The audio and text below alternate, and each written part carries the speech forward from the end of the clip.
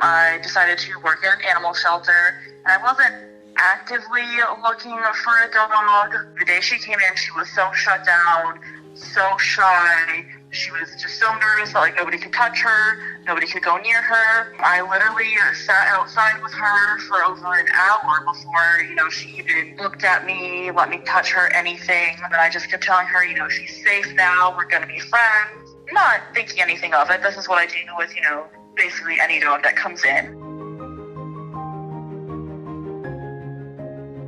She does have a gash over her eye, and I don't want to make assumptions, but every time someone lifts their hand a certain way, or if you hold up a cat toy that's on a stick, she just starts shaking and she tries to hide, and if you get too close, she starts growling and lunging. I fear that something happened to her, and that's why she's afraid.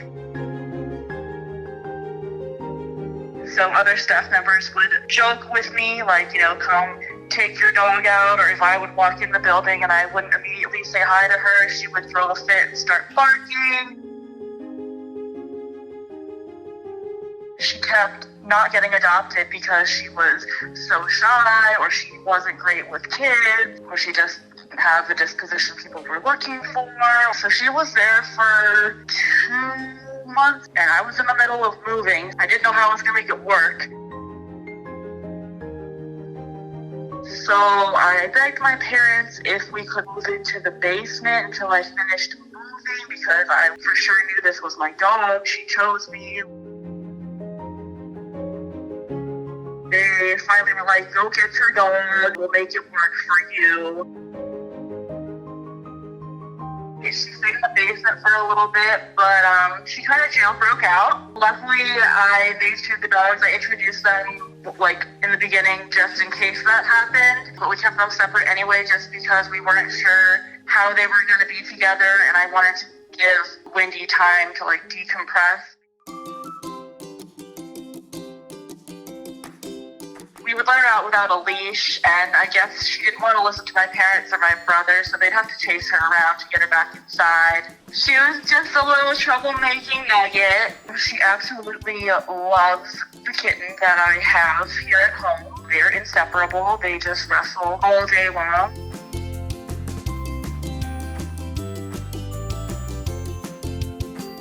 She learned how to walk on a leash. She learned potty training. She learned not to chew things. She would steal shoes and eat them. If you leave food out, she would figure a way to get into it.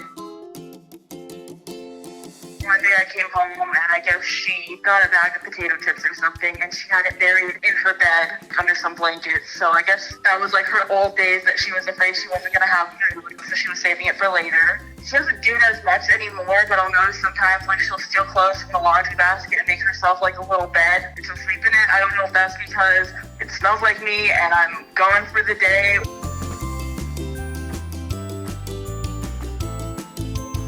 She hasn't really understood playing with toys. We've still been learning how to do that. She kind of plays the game of, if you throw a toy, the toy is lava. So she'll just start running and doing the zoomies. She's afraid of bubbles.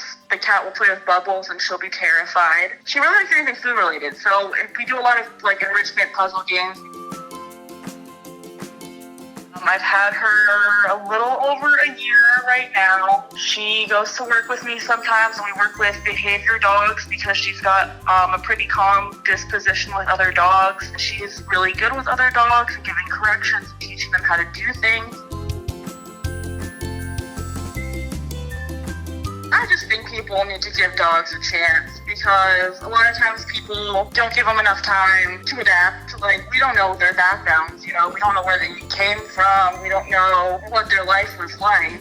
It's kind of like if you took us and just put us on, another planet and expected us, to be fine in a day. But even now, I've had her just a year and she's still coming out of her shell. I'm not sure why she was overlooked for so long, maybe because it was just meant to be.